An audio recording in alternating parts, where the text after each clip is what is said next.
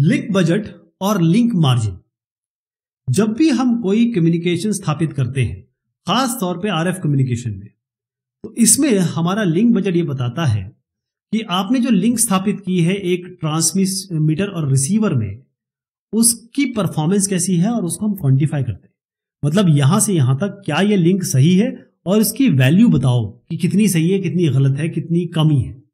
तो जब आपका यहां पर पावर आपने दिया, यहां से आपने प्रोपोगेशन किया, तो जो रिसीव पावर है यहां पर, अगर मान लीजिए पी आर रिसीव पावर है, वो किस चीज पे डिपेंड करता है। एक तो यहां से कितना पावर भेजा गया, इसका एंटीना गेन क्या है, इसका एंटीना गेन क्या है। एंटीना गेन का मतलब इस तरीके से समझ लीजिए कि आपके पास एक आइसोट्रोपिक एंटीना है जो हर डायरेक्शन में सिग्नल भेज रहा है, पावर भेज रहा है। अगर हम इसी एंटीना को किसी एक डायरेक्शन में अगर भेजने के लिए केपेबल बना सके, इसी को हम कहते हैं गेन। कितना गेन हो रहा है, एक ही डायरेक्शन भेजेगा, सब डायरेक्शन में नहीं भेजेगा। तो इसमें जब आपने यहां से यहां तक छोड़ दिया ना आरएफ सिग्नल, तो ये फ्री स्पेस आ गया, तो फ्री स्पेस लॉस होता है। इस फ्री स्पेस लॉस को कंसिडर करते हुए और बाकी लॉसेस को कंसिडर करते हुए यहां पर कितना मिनिमम सिग्नल आपको मिलना चाहिए, तभी आपकी लिंक स्थापित हो सकती है।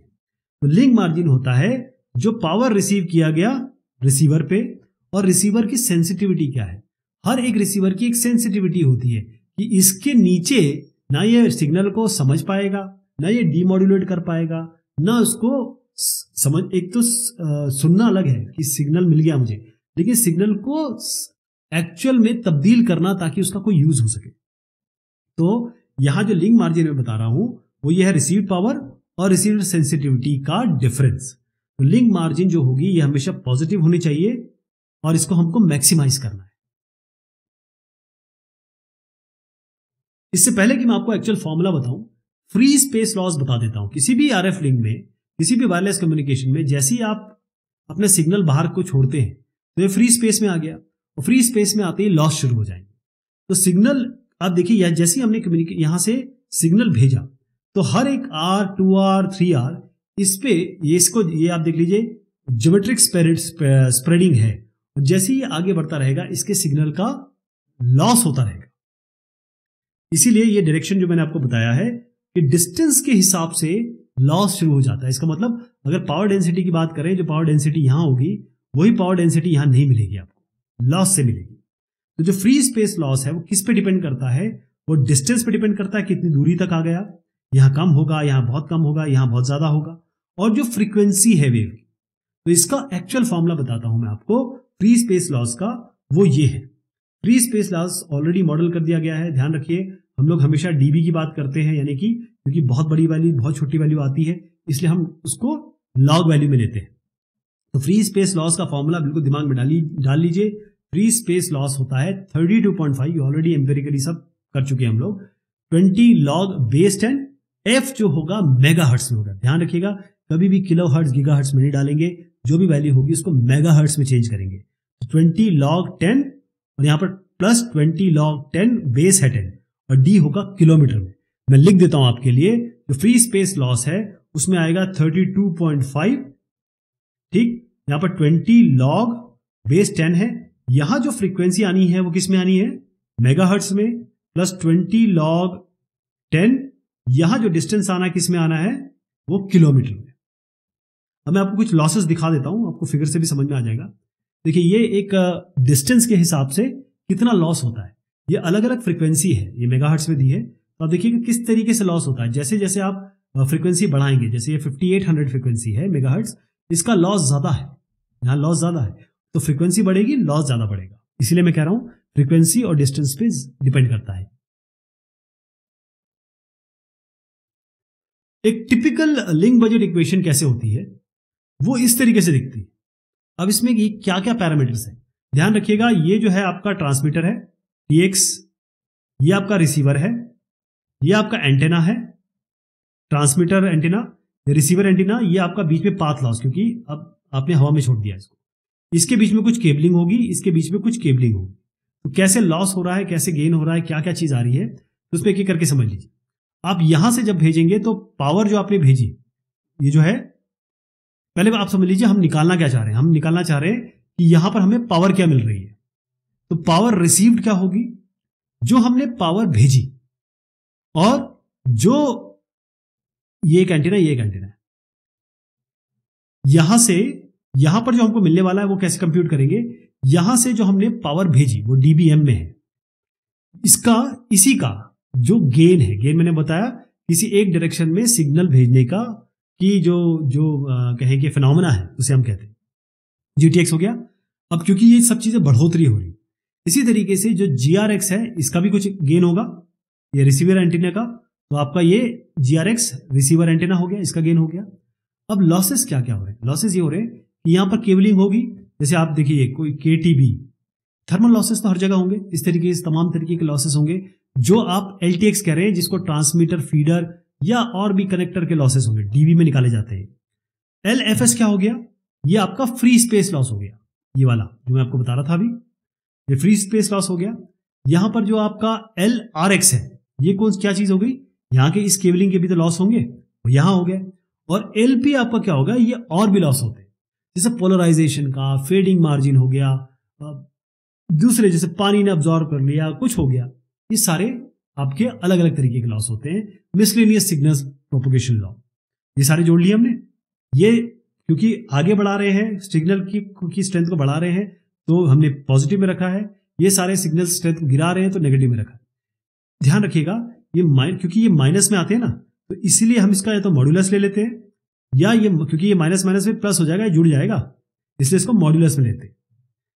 अब लिंक मार्जिन क्या होगा, जो रिसीव्ड पावर है पीआरएक्स, उसी से हम रिसीवर सेंसिटिविटी घटा देंगे, उसको लिंक मार्जिन कहते हैं। तो लिंक, अभी इसको मैं जरा ऐसे समझाता हूं, देखिए मान लीजिए कि आपके पास कुछ पैसे हैं, आपके जेब में मान लीजिए $500 है। अब आप आगे बढ़े, आपने टैक्सी ली, तो ये लॉस हो गया ना आपको, तो रेड जितना भी दिख रहा है वो सारे लॉसेस हैं, ग्रीन जितने भी दिख रहे हैं वो सारे आपके आप कहें कि गेन है। तो 500 है, टैक्सी फेयर में मान लीजिए आपने 200 दे दिए, तो आपके कितने बचे, 500 माइनस 200, 300 बचे। अब आपने एटीएम से कुछ विड्रॉल कर लिया, मान लीजिए 1000 रुपए यहां ले लिए, तो 1000 जोड़ दीजिए इसमें, तो आपके पास कितना हो गया, 1300। अब आप गए आगे, आपने खाना खाया, पानी पिया, पेमेंट दिया कुछ रोड में, उसके कुछ लॉस हो गए, ये बहुत ज्यादा लॉस होता है, बहुत बड़ा लॉस होता है, तो ये इसको हम कर देते हैं, मान लीजिए यहां आपका 1000 और लॉस हो गया, तो 1300 में से 1000 हटा दीजिए, कितने आ गए आपके, ये आपके आ गया 300। अब यहां गए आपने टैक्सी फेयर के लिए, आपने फिर से एटीएम से विड्रॉल किया, मान लीजिए फिर से आपने यहां पर 1000 निकाल लिए, या 500 निकाल लीजिए, मान लीजिए टैक्सी फेयर के लिए 500 निकाल लीजिए, 500 जोड़ दीजिए यहां पर आपका क्या है, 800 हो गया आपके पास। अब जैसे आप गए यहां पे, इस जगह पे जो केबल और कनेक्टर लॉस है वो हो गया आपको, मान लीजिए आपका 300 का लॉस हो गया, तो फिर आपके पास 500 हो गया। अब आपके पास कितना रिमेनिंग कैश है, कितना पैसा है, 500, ठीक है जी। अब बेसिकली मार्जिन ये होती है, इसी को हम बजट भी कहते हैं, कि आपके पास जितना पैसा है वो उतना होना चाहिए जितना आपका एक्सपेंस आपके पैसे से ज्यादा ना हो जाए। मान लीजिए आपके पास इतने पैसे जो आपने एटीएम लिया, एटीएम विड्रॉल किया, वो सब जो भी किया, वो इस रिमेनिंग कैश जो भी आपने ये जो किया, वो आपके एक्सपेंसेस उससे ज्यादा हो जाते। मान लीजिए आपके पास कुल मिला के 2000 रुपए होते, आपने खर्चा 2200 का कर दिया, तो कितना हो गया, माइनस में 200 आ गया। तो ये जो आपका जो लॉस हो गया वो नहीं होना चाहिए, इसी को हम मार्जिन कहते हैं। ये हमेशा प्लस में होना चाहिए, हमें हमेशा ये इतना मार्जिन मिलना चाहिए जिसमें हम यहां पर अपना खर्चा भी कर सकें और हमारे जेब में पैसा भी बच जाए। जेब में पैसा जो बचता है, या फिर मार्जिन जिसे कहेंगे, उतना होना चाहिए, वो आपका लिंक मार्जिन है, receive power minus receiver sensitivity. अब एक एग्जांपल लेते हैं, 5 किलोमीटर की एक लिंक है और इसमें एक एक्सेस पॉइंट है और एक क्लाइंट रेडियो है। जो एक्सेस पॉइंट है, यहां से ऐसे बताता हूं, डायग्राम से बताता हूं।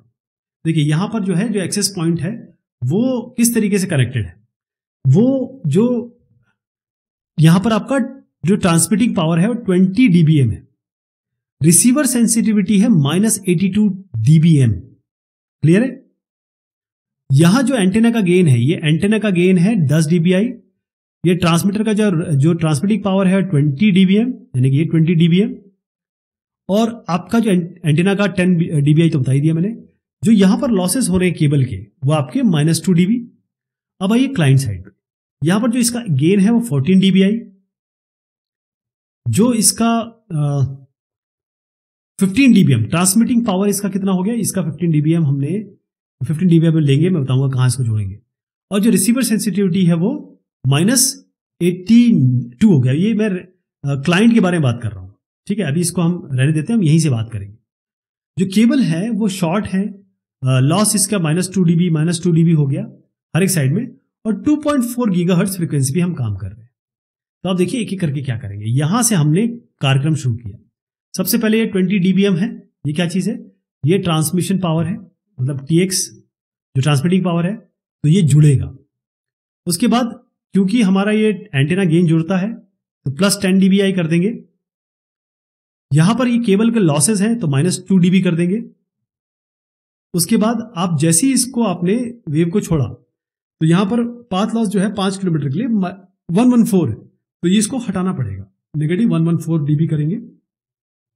अब यहां पर आइए, इसका 14 dBi इसका गेन है, उसको जोड़ेंगे। यहां पर जो लॉसेस हो गए कितने हैं, -2 भी, उसको हम घटा देंगे। और अब इन सबको जोड़ देंगे। क्या क्या हमने किया, इन सबको जोड़ दिया हमने, कितना आया, -74 dBm। मतलब जो एक्सपेक्टेड पावर है RX है वो आपका कितना है, -74 dBm। ओके। अब रिसीवर सेंसिटिविटी कितनी है, मैंने आपको बताया था कि रिसीवर सेंसिटिविटी इसकी -82, इसकी ये नहीं, ये इसकी है, -89 dBm इसकी है। इसकी रिसीवर सेंसिटिविटी कितनी है, -82 dBm। अब क्या करेंगे, -82 dBm इससे जोड़ेंगे। तो बेसिकली हमको क्या करना है कि माइनस नेगेटिव आ रही है, मैंने आपको कहा था मॉड लेना पड़ेगा इसका, तो इसका मॉड लेंगे -82 का, तो +82 आएगा, वो उसमें जोड़ दीजिए। तो इसको जब जोड़ेंगे, ये आपका रिसीव पावर है, ये आपकी रिसीवर सेंसिटिविटी है। कहने का मतलब लिंक मार्जिन कैसे निकलेगी, रिसीव पावर और रिसीवर सेंसिटिविटी को घटाना पड़ेगा। जब आप इसको घटाएंगे तो आपका 8 dB का लिंक मार्जिन है। इसका मतलब जो भी लिंक डिजाइन करेंगे, जो भी, जैसे आप कुछ भी आप करते हैं कि भाई मेरा इतना लॉस होगा 20 dB का, तो आपको 28 मान के चलना है, लिंक मार्जिन उतनी है, इतना आपको देना ही पड़ेगा, वरना ये जो रिसीवर है ये इसे सेंस नहीं कर पाएगा। आपका जो सिग्नल है भेज तो दोगे, वहां मिलेगा नहीं मिलेगा या खराब मिलेगा वो अलग बात है। 8 dB लिंक मार्जिन।